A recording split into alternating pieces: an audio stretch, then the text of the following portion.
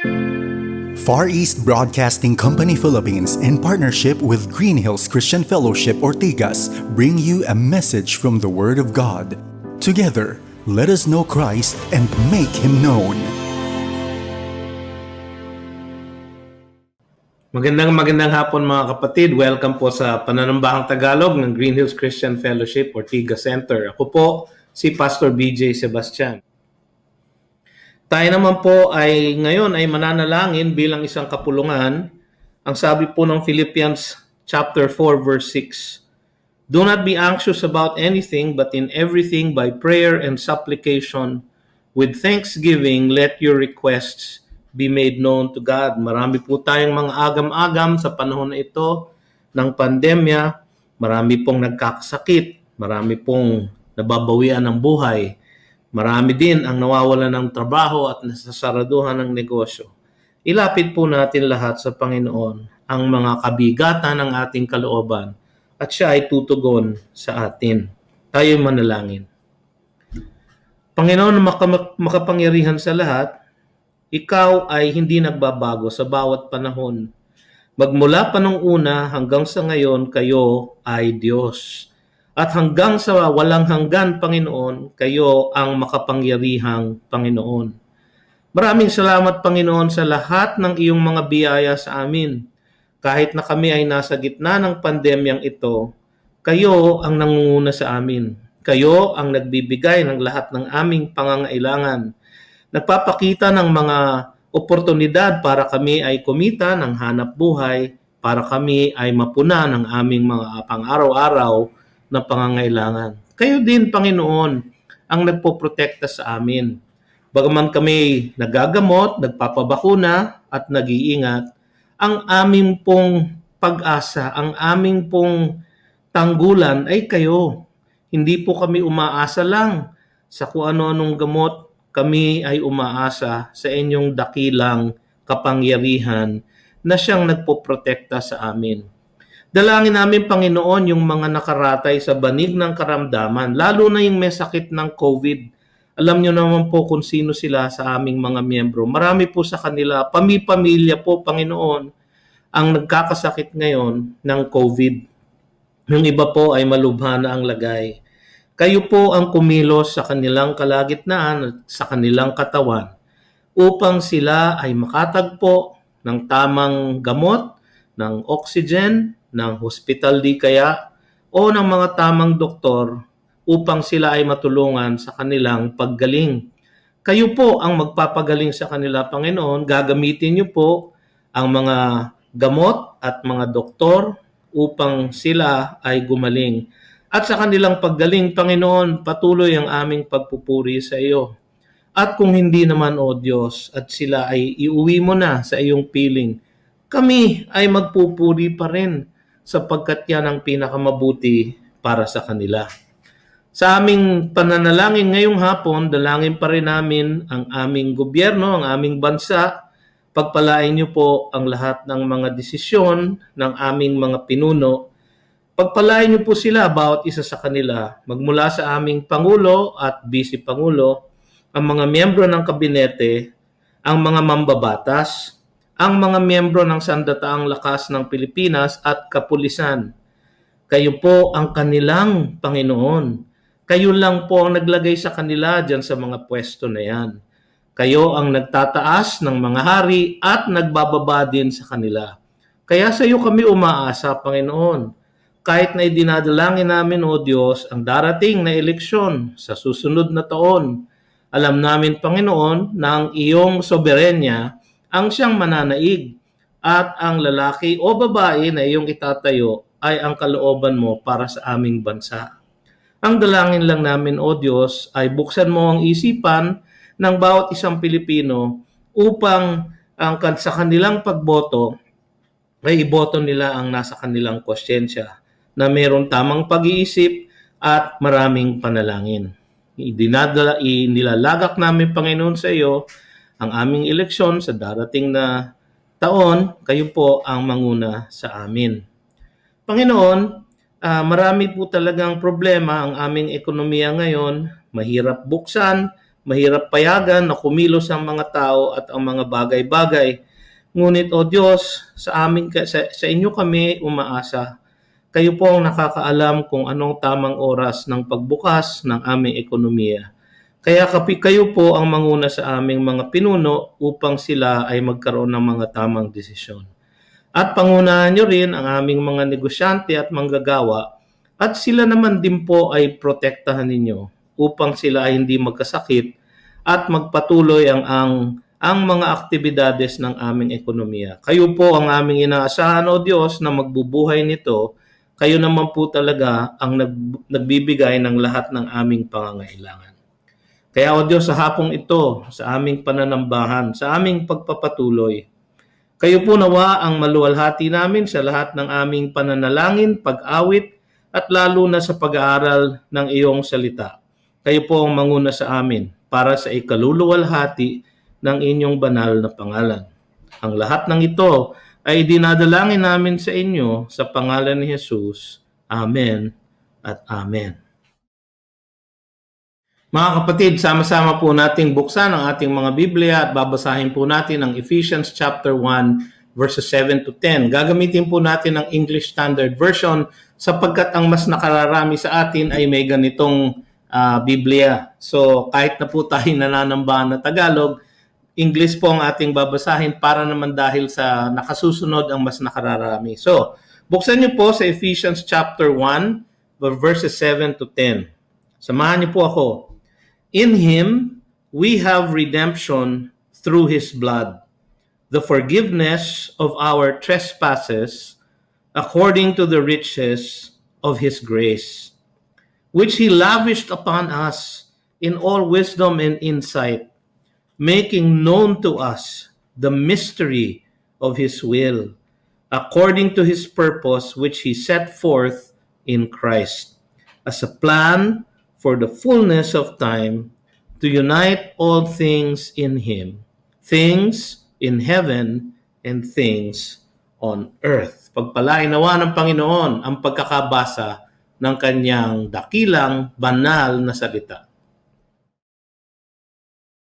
Ngayon naman po mga kapatid, pag-aaralan natin ang ating binasa. At ang titulo po ng ating mensahe ngayong hapong ito ay may katubusan tayo sa Kanya. May katubusan tayo sa Kanya.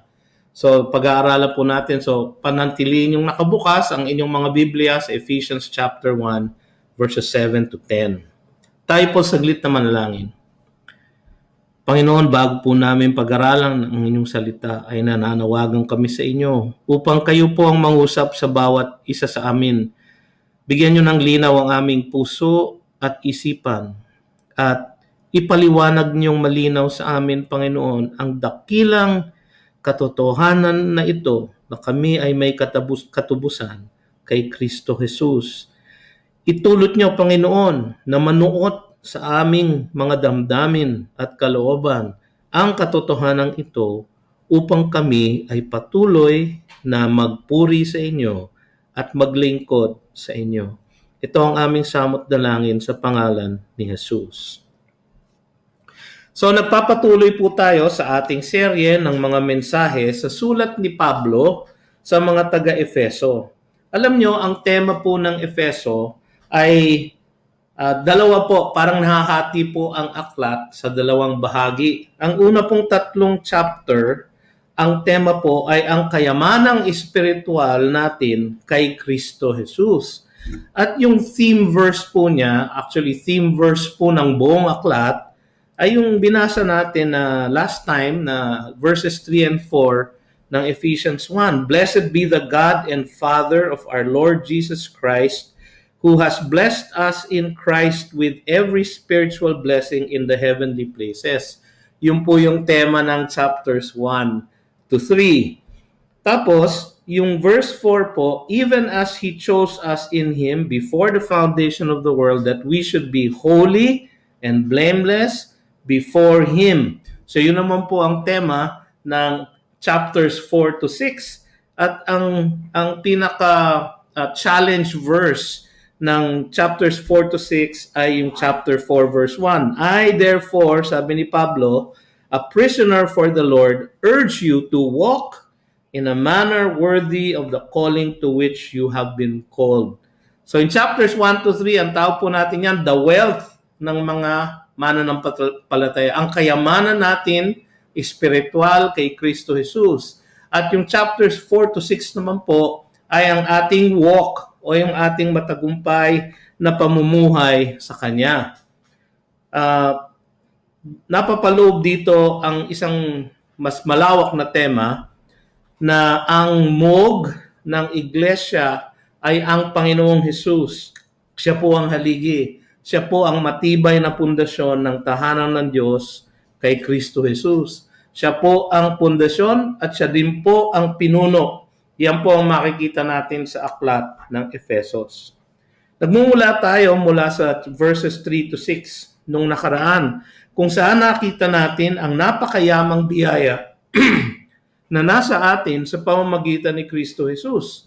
Sabi nga, "Blessed be the God and Father of our Lord Jesus Christ, who has blessed us," biniyayaan tayo kay Kristo Jesus in Christ with every spiritual blessing in heaven, in the heavenly places. Malinaw po that these are spiritual blessings. Hindi po siya material blessing, although ang ating Panginoon ay laging tapat naman sa pagpupuno ng ating mga material na pangangailangan. Ngunit higit doon, ito po ay mga biyayang espiritual. Kayamanan nating espiritual kay Kristo Jesus. Tayo ay Kanyang pinili na maligtas. Ito, bago pa nagumpisa ang langit at lupa upang maging banal sa harapan niya. No, yun po ang sabi ng verse 4. Even as He chose us in Him before the foundation of the world, that we should be holy and blameless before Him. Tayo nga po, sabi din last time, ay hinirang niya, predestined us, mula pa sa umpisa ng panahon, no? Upang maging bahagi ng Kanyang walang hanggang pamilya. Tayo po ay Kanyang inampon, tayo po ay Kanyang kinupkop upang maging mga kaanak niya kahit na hindi po tayo kaanak niya. Dahil siya po ay banal at tayo po ay makasalanan, ngunit Kanyang ginawang paraan upang, sabi nga ng verse 4, "In love He predestined us for adoption to Himself as sons through Jesus Christ according to the purpose of His will." Hindi po dahil sa ating sariling kalooban o pagpili sa Kanya, kundi dahil sa Kanyang soberenyang kalooban at pagpili sa atin. At lahat ito, mga kapatid, paalala lang, sabi sa verse 6, ay para sa kaluwalhatian ng Kanyang dakilang kagandahang loob. To the praise of His glorious grace, sabi ni Pablo, with which He has blessed us in the Beloved. Yung pong salitang in the Beloved ay tumutukoy po kay Jesucristo. Sa Kanya, sa pamamagitan niya, sa loob niya, sa ilalim niya, tayo po ay nakatatanggap ng lahat ng biyayang ito para sa kapurihan ng Kanyang dakilang kagandahang loob at biyaya sa atin. Ang teksto natin ngayon ay magpapatuloy nitong dakilang awit ng papuri nito. Alam niyo po, itong verses 3 to 14 ay isang sentence lang po sa original na Greek language. Isang sentence po. Siguro po yung sekretaryo ni Pablo hirap na hirap sa kung paano ba niya lalagyan ng punctuation. Siguro itong mahabang sentence na ito, sapagkat dahil sa kadakilaan ng biyayang ito, dahil sa kadakilaan ng ating kaligtasan kay Jesucristo, si Pablo po, napaawit po siya siguro. Napaawit siya ng isang awit na papuri. At ito po ay itong verses 3 to 14 na ating inaaral ngayon.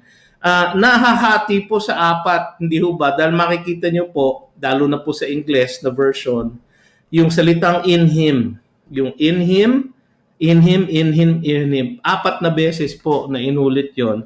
At tayo po ngayon ay nandun sa pangalawang in Him. No?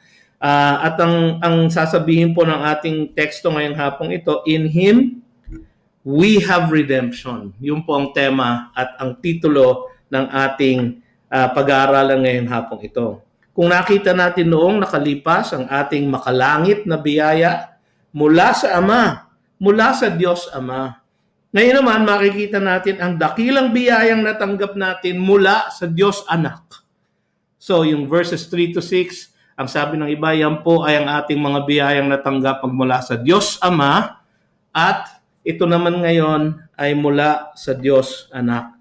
At ang biyayang yan ay ang ating katubusan. Ang ating katubusan, our redemption. Makikita po natin ang unang katotohanan na ito. Ang katubusan natin kay Kristo ay mula sa kasalanan. Tinubos niya tayo mula sa kasalanan.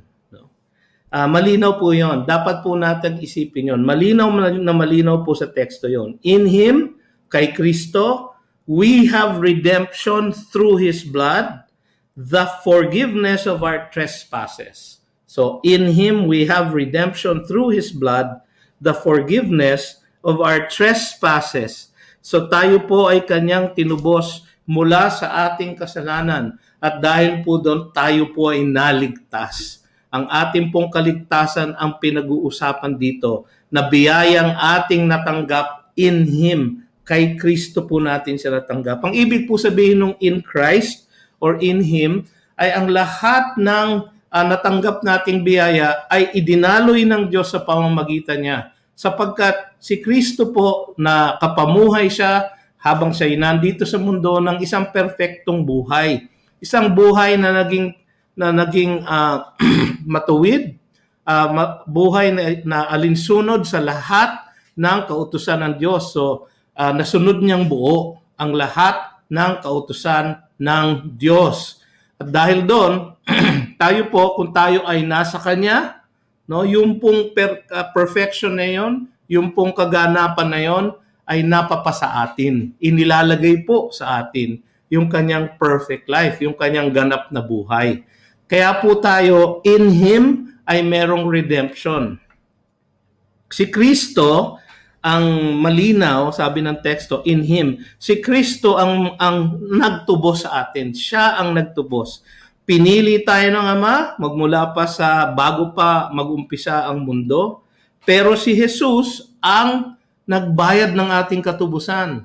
So pinili tayo ng Ama, si Jesus ang nagbayad. Siya, si Jesus, na lubos na banal at walang pagkakasala. Ang sabi sa John 1:14, and the Word became flesh and dwelt among us, and we have seen His glory.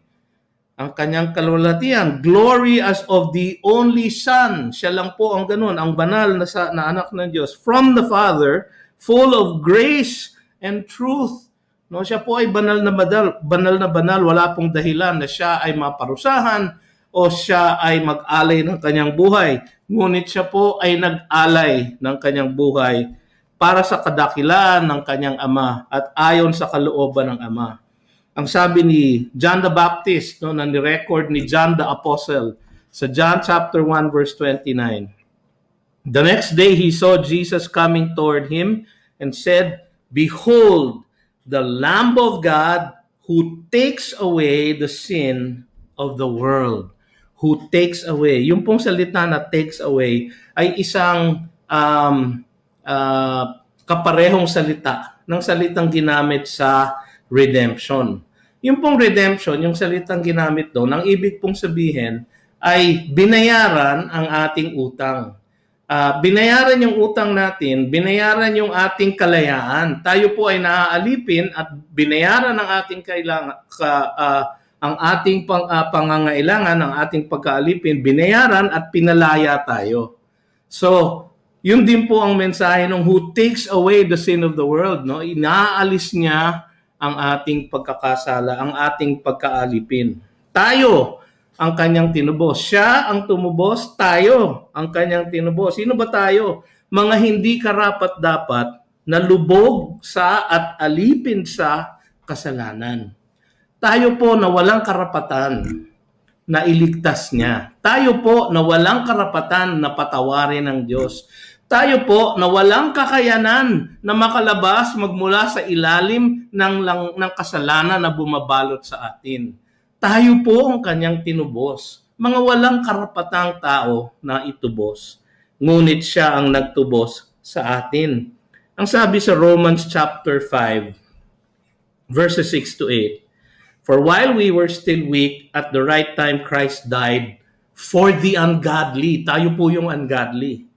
For one will scarcely die for a righteous person, though perhaps for a good person, one would dare even to die. Sabi ni Pablo, siguro para sa isang mabait na tao, okay lang na ibigay ang iyong buhay. No?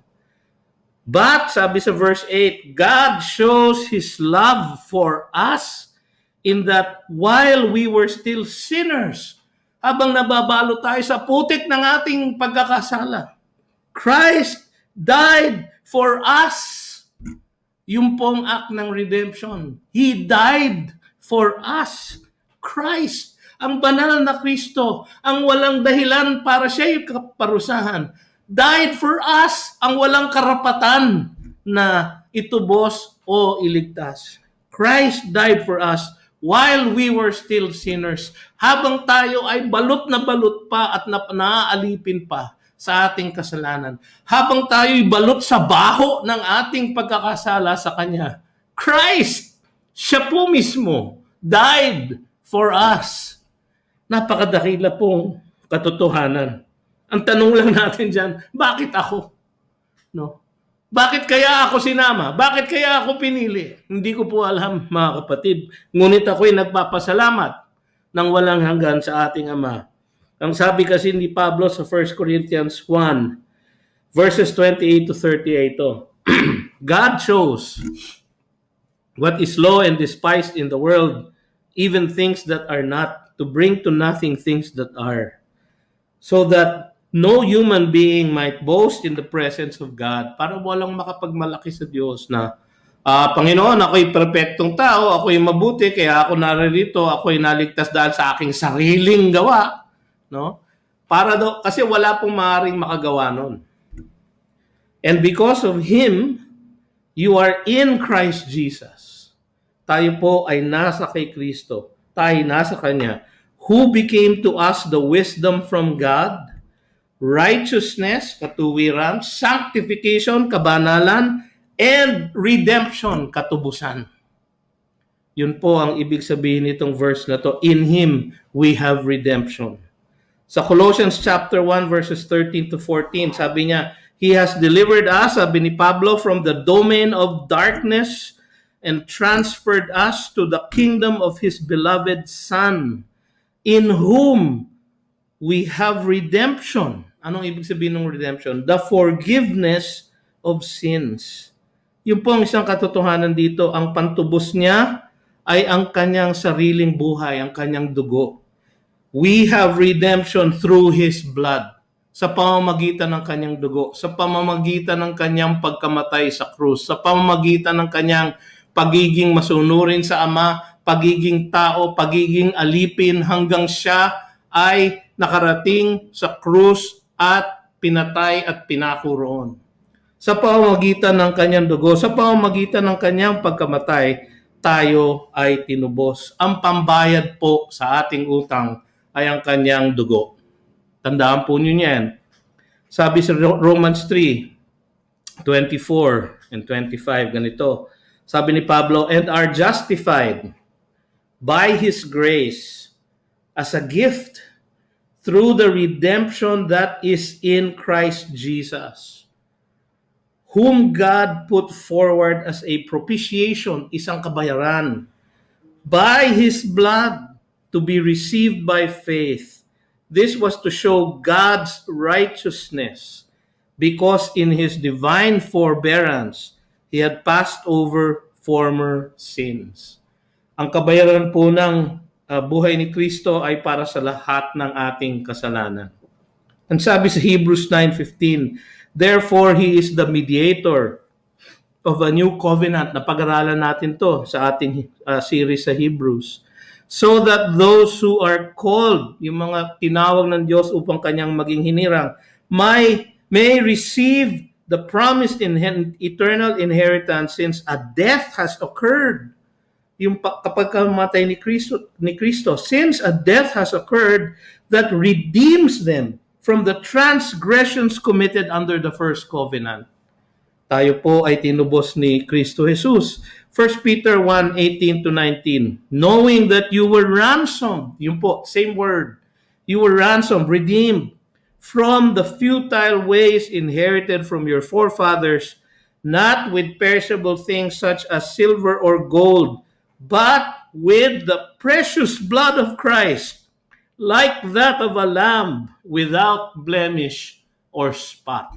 Si Kristo po, na walang bahid ng anomalya, walang bahid ng kasalanan, ay namatay para sa atin. Ibinigay ang kanyang sariling dugo, ang kanyang buhay, para pagbayaran ang ating pagkakautang dahil sa ating pagkakasala sa isang banal na Diyos. Ganyan po ang nangyari sa ating redemption. Tinubos niya tayo mula sa pagkakautang natin sa Diyos. Sabi sa Romans 6:23, "For the wages of sin is death." Ang kabayaran ng kasalanan ay kamatayan. Tuwing tayo nagkakasala at tayo nananatiling buhay, meron pong utang na naiipon. No? At yung utang po na yon, ang binayaran ni Kristo Jesus sa krus upang tayo ay matubos magmula sa ating pagkakautang sa Diyos. Tayo po ay tinubos niya mula sa puot ng Ama. Meron pong puot na nakalapat sa atin, sabi sa Romans 1:18, "For the wrath of God is revealed from heaven against all ungodliness and unrighteousness of men, who by their unrighteousness suppress the truth." Tayo po yun. Ang puot po ng Diyos ay nakatuon sa atin, ngunit dahil tinubos tayo ni Kristo Jesus magmula sa ating pagkakasala, tayo po ay wala na sa puot ng Ama. Ang katotohanan ito, mga kapatid, ay dapat mag-udyok sa bawat isa sa atin na mamuhay na may pagtatagumpay sa kasalanan. Tayo po ay kanyang tinubos mula sa kasalanan. Mula tayo sa kasalanan, kanyang inalis ang penalty ng kasalanan sa atin. So hindi po tayo dapat mabuhay na nagpapatalo sa kasalanan. Na tayo po ay tinanggal na niya ang penalty ng ating kasalanan. Ngayon po, tinatanggal niya unti-unti ang power ng kasalanan sa atin, at darating ang panahon, tatanggalin niya po ang presensya ng kasalanan sa atin. At gagawin din niya tayong ganap katulad niya. Tayo po ay tinubos niya mula sa kasalanan. Yung pong katotohanan yon, dapat mag-udyok sa atin na mamuhay ng may pagtatagumpay sa kasalanan. Hindi pagkatalo sa kasalanan, kundi pagtatagumpay sa kasalanan. Pangalawang katotohanan, ang ating pong katubusan ay ayon sa kanyang mayamang kagandahang loob. Ayon sa kanyang mayamang kagandahang loob. Ang sabi ng teksto natin, "According to the riches of His grace, which He lavished upon us in all wisdom and insight." Yung pong grace na salita dito ay yung, sabi nga nila, unmerited favor. Isang biyaya ng Diyos na binigay niya ayon lang sa kanyang kalooban. Hindi dahil ito ay trinabaho natin. Hindi dahil tayo'y karapat-dapat na makatanggap ng grasya na ito. Hindi po tayo karapat-dapat. Ang karapat-dapat po sa atin ay parusa. Ang karapat-dapat po sa atin ay impyerno, ang kanyang puot. Ngunit hindi niya po ibinigay sa atin yun. Kaya po tayo nakatanggap ng grace, unmerited favor. Hindi po natin karapat-dapat tanggapin. Tapos sabi dito, it's the riches, yung yaman, no? Yung walang sukdulan na yaman ng kanyang grasya. Wala pong katapusan, wala pong end ang kanyang grasya, mga kapatid. Magpasawalang hanggan, magmula sa walang hanggan hanggang sa walang hanggan, kung gaano siya ka-Diyos, kung gaano siya ang kanyang kapangyarihan, ganun po kalawak, kayaman ang kanyang grasya. At yun po ay ibinuho sa atin, lavished on us. Mga kapatid, nakakabuang po isipin kung paano ginawa ng Diyos yun. Yun po ang salita no, lavished, ay parang ibinuhos ng walang, yung patuloy na buhos. Walang, hindi tayo tinipid. Hindi yung pupunta tayo sa Kanya, Panginoon, patawarin mo ako. Ay, naubos na yung grasya ko sa iyo. Mga tao, minsan ganyan, hingi tayo ng tawad dahil paulit-ulit tayo nagkukulang sa kanila. Pagdating natin, sasabihin sa atin, ay nako, napuno na ako sa iyo. Wala pong gano'n ang ating Diyos. His grace has no limit. His love has no boundaries. Mga kapatid, walang katapusang grasya at biyaya.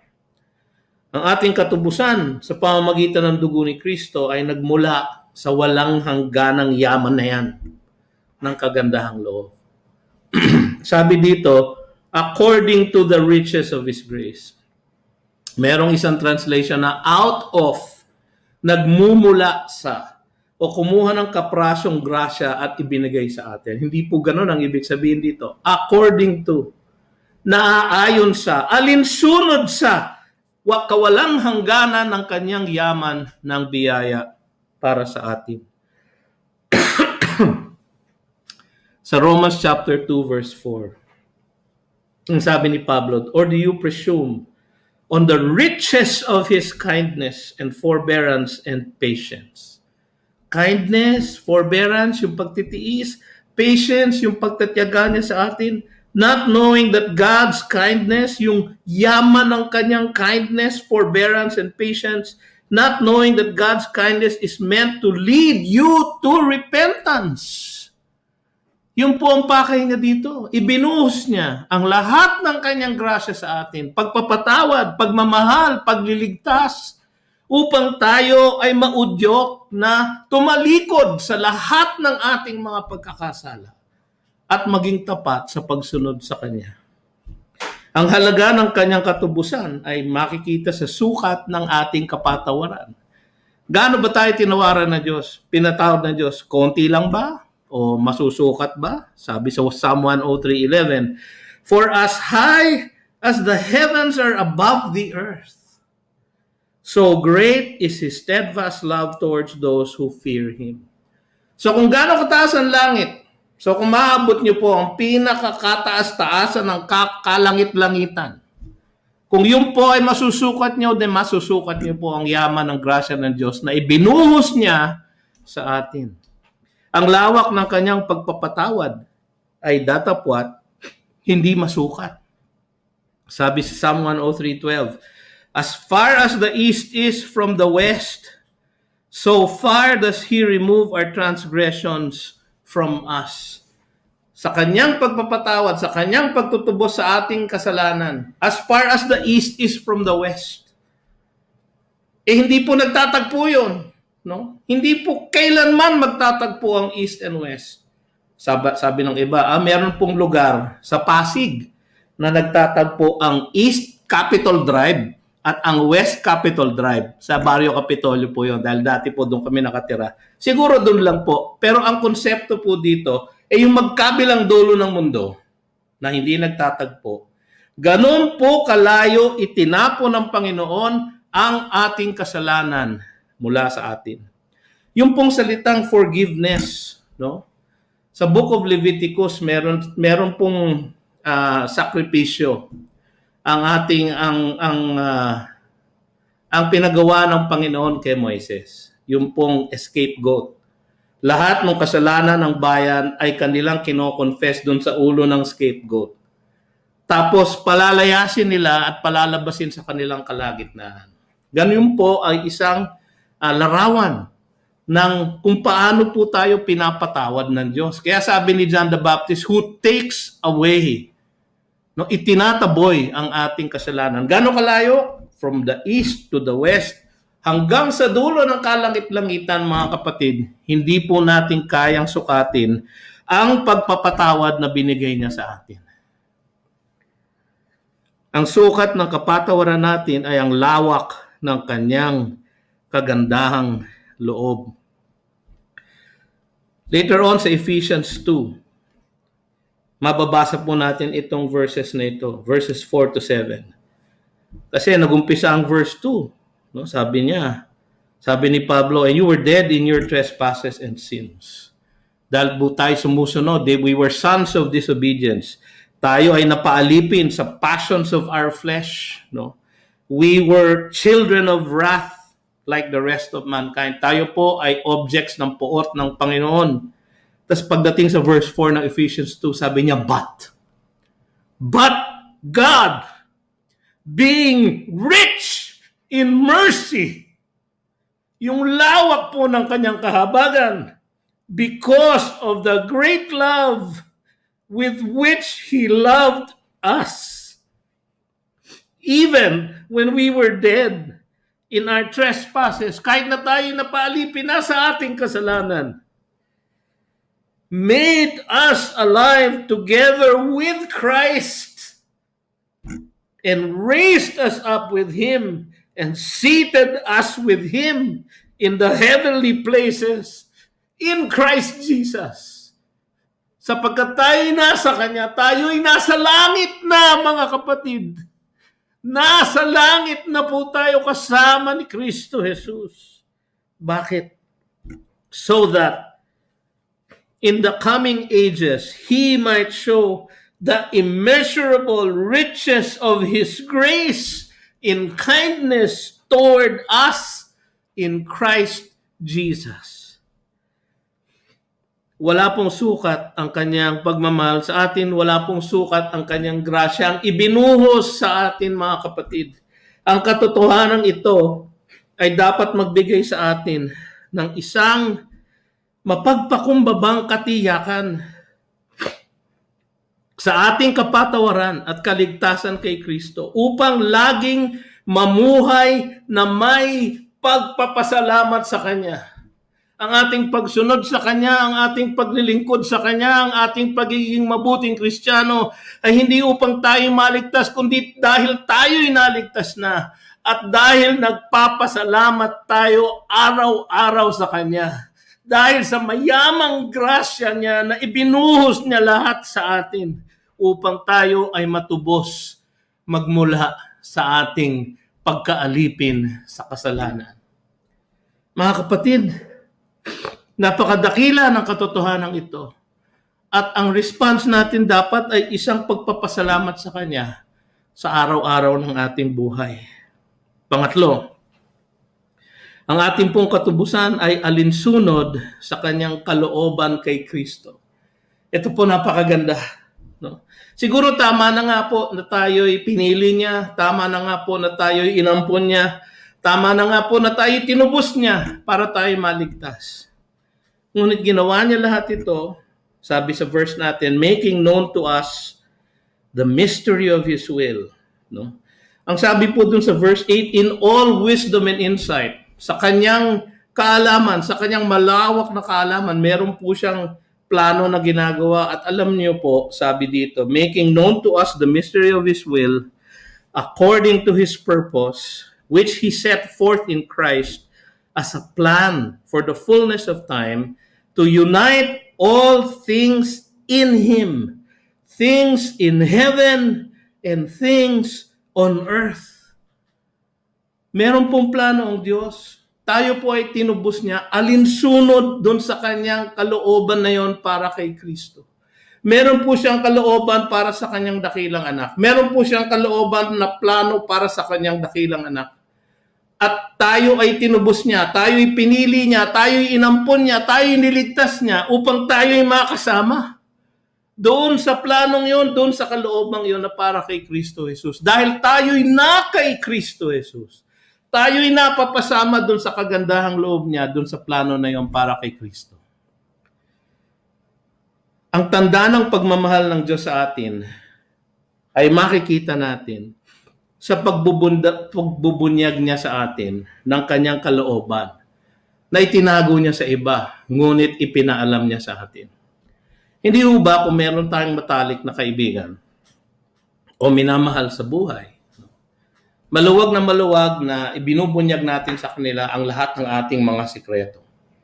Ang lahat ng ating damdamin, ang lahat ng ating mga agam-agam, mga sakit sa buhay, ay maluwag nating naibubunyag sa kanila. Sapagkat sila ay mahal natin, sila ay may pagmamahal sa atin, at alam natin na sila ay meron tayong kaugnayan sa kanila, at tiyak at secure ang ating kaugnayan sa kanila.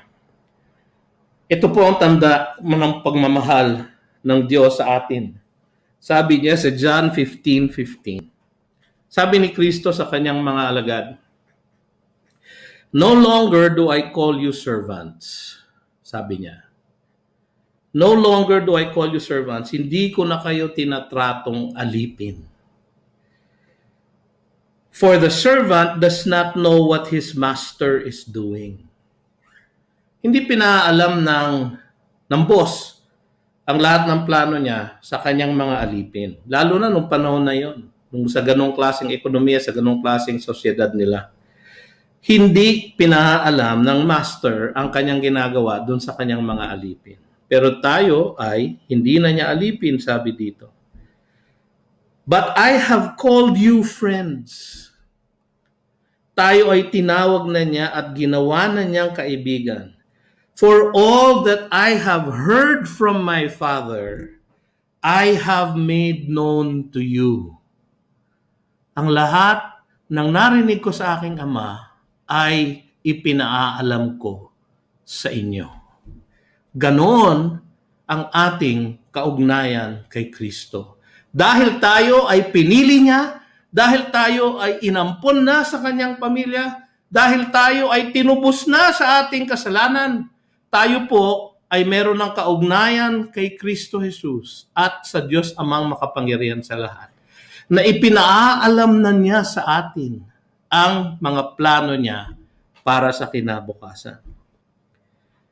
Sabi sa Colossians 1:27, sabi ni Pablo, "To them, God chose to make known how great among the Gentiles are the riches of the glory of this mystery." Ano yung mystery? "Which is Christ in you, the hope of glory." Merong kalwalhatian na parating at tiyak. Merong kalwalhatian na pwede nating asahan. Ang kalwalhatian yan ay na kay Kristo Jesus na siya namang nasa atin. Pumapa sa atin ang ating Panginoong Jesus at tayo'y pumapa sa Kanya. Yun po ang mystery. Yun po ang mystery na that express the riches of the glory of this mystery. Yung pong mystery na yon, sabi ng ating teksto ngayon, He made known to us the mystery of His will, according to His purpose, ayon sa kanyang mga plano, which He set forth in Christ. Ito ay plano niya para kay Kristo Jesus, as a plan for the fullness of time. Yung pong salitang plan, sa iba pong salin sa English, kung minsan ang salin po ay administration. No? For the administration in the fullness of time or dispensation. Ang pong salita po yung salitang pangangasiwa. No? Yung pong kasing nangangasiwa, the administrator, siya po ang gumagawa o ang nag-execute ng plano. No? So ganun po ang larawan na kailangan natin makita dito. Meron pong plano ang Diyos na mga siwa si Kristo Jesus, no? In the fullness of time, no? When the time is right, in the perfection of time, meron pong tamang panahon in the future, no? Na mangangasiwa si Kristo Jesus. In the future po, from the sense of yung mga Old Testament prophet, hindi po pinaalam sa kanila kung ano yung mystery na yun. Hindi po pinailam sa kanila si Kristo Jesus, no? Pinaalam po sa atin. Kaya po tayo tinawag, kaya po tayo niligtas, kaya tayo inampon, kaya tayo tinubos sapagkat tayo ay ginagawa niyang kabahagi ng planong yun. Ano yung plano? Ang misteryo ay ang kalooban ng Diyos na hindi niya pinaalam sa kanyang mga hinirang noon, ngunit pinaalam niya sa atin ngayon. Ang misteryo na ito ay ang paglagay ng lahat ng bagay sa langit at sa lupa sa ilalim ng pamumuno ni Kristo Jesus sa takdang panahon. Ang pinag-uusapan niya dito marahil ay yung millennial reign ng ating Panginoon. Sabi sa 1 Corinthians 15:27, sabi ni Pablo, ang pinag-uusapan niya dito sa chapter na ito ay tungkol sa resurrection, the resurrection of the dead, no? Nasa future pa ho 'yan, no?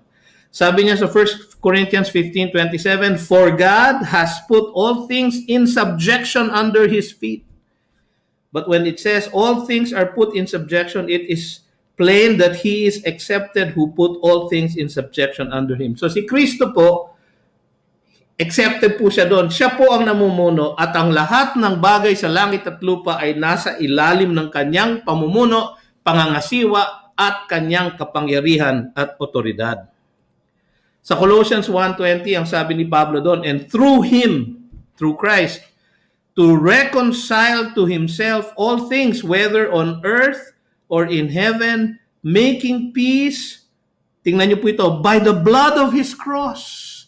Kaya po siya nagkaroon ng kapangyarihan, ng karapatan, ng otoridad ay dahil sa ginawa niyang pagliligtas sa kanyang mga hinirang sa krus. Yung pagliligtas po na iyon ay ibinigay niya sa atin, ipinagkaloob niya sa atin, ibinuhos niya sa atin ayon sa kanyang mayamang grasya. Mga kapatid, napakalawak, napakaganda, napakadakila ng planong ito. Ang sabi sa Psalm chapter 2, verses 7 to 9, isa pong prophetic psalm. "I will tell you of the decree. The Lord said to me, you are my son, today I have begotten you." Si David po ang naggumawa nito. "Ask of me," sabi niya, "and I will make the nations your heritage, and the ends of the earth your possession." So, sa Isaiah chapter 2, verses 2 to 4, meron din pong ganitong propesiya. "It shall come to pass in the latter days." So, sa fullness of time, no? "It shall come to pass in the latter days that the mountain of the house of the Lord shall be established as the highest of the mountains, and shall be lifted up above the hills, and all the nations shall flow into it. And many peoples shall come and say, come, let us go up to the mountain of the Lord, to the house of the God of Jacob, that He may teach us His ways, and that we may walk in His paths. For out of Zion shall go forth the law and the word of the Lord from Jerusalem. He shall judge between the nations, and shall decide disputes for many peoples, and they shall beat their swords into plowshares, and their spears into pruning hooks. Nation shall not lift up sword against nation, neither shall they learn war anymore." Mga kapatid, yung pong Isaiah 2:4 ay naka-engrave po sa labi ng United Nations sa New York. Dahil yun po ang inaasahan nilang maging kinabukasan ng mundo. Ngunit sa kanilang palagay, yun po ay magagawa ng United Nations. Hindi po. Ang gagawa po noon ay ang ating Panginoong Hesus, sapagkat ilalagay sa ilalim niya ang lahat ng bagay sa langit at lahat ng bagay sa lupa. Sa Philippians chapter 2, verses 9 to 11, pagkatapos niyang inempty yung kanyang sarili, no?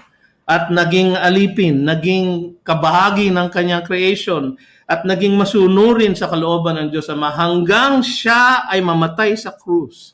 Dahil sa kanyang pagpapakumbaba na iyon at kanyang pagliligtas sa atin sa pamamagitan ng pag-alay ng kanyang sarili sa krus. Dahil doon, sabi sa Philippians 2:9, "Therefore, God has highly exalted Him and bestowed on Him the name that is above every name, so that at the name of Jesus, every knee should bow in heaven and on earth and under the earth, and every tongue confess that Jesus Christ is Lord,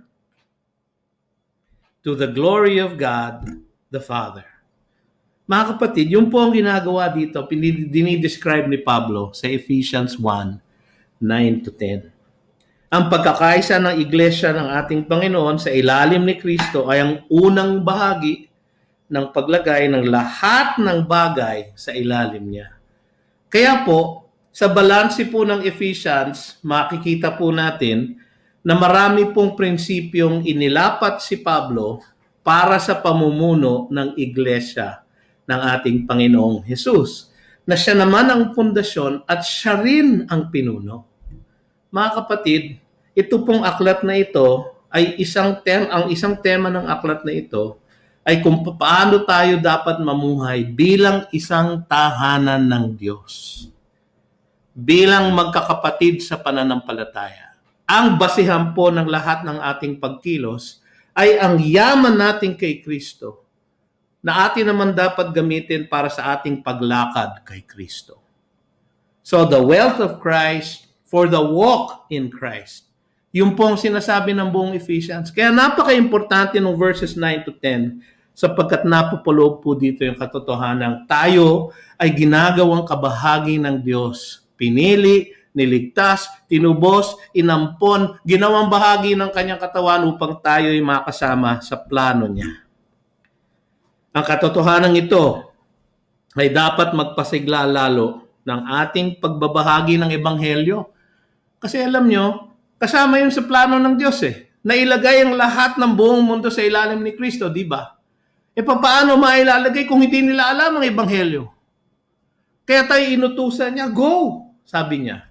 Sabi niya sa Mark 16, go and preach the gospel. Sabi niya sa Matthew 28, go and make disciples, baptizing them in the name of the Father, the Son, and the Holy Spirit, and teaching them all that I have commanded you.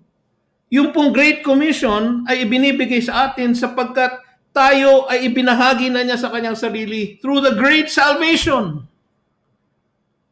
Tayo na nakatanggap ng great salvation ang siyang inutusan niya ng Great Commission. Mga kapatid, dapat lalong mag-ibayo ang ating pagbabahagi ng Ebanghelyo sapagkat kabahagi na tayo bilang miyembro ng katawan ni Kristo sa pagpapalaganap ng kanyang kaharian dito sa lupa. Ang paghaharing ito ay paghaharing espiritual. Ngunit darating ang panahon, ito ay magiging paghaharing politikal. Siya po ang mamumuno sa isang mahabang milenyo, isang milenyo ng paghahari niya dito sa lupa. Yung po ang dinidescribe sa Psalm chapter 2 at yung po ang dinidescribe sa Isaiah chapter 2. At yun din po ang sinasabi ni Pablo sa Philippians chapter 2. Siya po ang magiging Panginoon ng lahat. Mga kapatid, tinubos na tayo ng ating Ama. Dapat may tagumpay na tayo sa ating kasalanan. Mga kapatid, tayo tinubos na niya ayon sa walang hanggan niyang kahabagan. Dapat tayo ay laging nagpapasalamat sa Kanya at namumuhay ng mayroong pagpapasalamat sa Kanya sa lahat ng ating ginagawa at lahat ng ating sinasabi. Dahil tinupos na tayo niya at ibinilang niya tayo sa plano niya, dapat lalo tayong mamahagi ng kanyang ebanghelyo upang ang lahat ng kanyang tinawag at hinirang ay iniligtas. Yung mga makakasama po natin sa kanyang iglesia ay maisama na niya sa pamamagitan ng ating pagsunod sa kanyang Great Commission. Mga kapatid, dahil sa ating katubusan kay Kristo Jesus, tayo ay dapat mamuhay ayon sa tagumpay ni Kristo Jesus. Tayo po ay manalangin. Panginoon, maraming salamat po sa mensaheng ito, sa hapong ito. Maraming salamat sa mga salita ni Pablo na iyong inihatid sa amin. Nawa, O Diyos, ito ay tumimo sa aming puso't isipan. At kami ay makasunod, Panginoon, sa dakilang katotohanan ito. Maipamuhay namin, O Diyos, sa bawat araw na aming buhay. Sa pangalan ni Jesus, na siya naming tagapagligtas, mananakop at Panginoon. Amen at Amen. Tayo manalangin, mga kapatid. Panginoon, wala po kaming masabi. Sa lawak, sa lalim, sa taas, sa ganda, sa kadakilaan ng biyaya ng katubusan na iyong ibinuhos sa amin ayon sa iyong mayamang kagandahang loob. O Diyos, hindi namin maisip kung paano kami nakatanggap ng ganitong pagpapala. Kaya sa aming pagtatapos, kayo nawa ang malwalhati sa lahat. Kayo nawa, Panginoon, ang mabigyan ng papuri. Diyos Ama, Anak, at Espiritu Santo, ngayon at magpakailanman. Amen at Amen. You've just heard a message from the Word with Green Hills Christian Fellowship Ortigas in partnership with Far East Broadcasting Company Philippines. We hope you can join us next week. God bless you.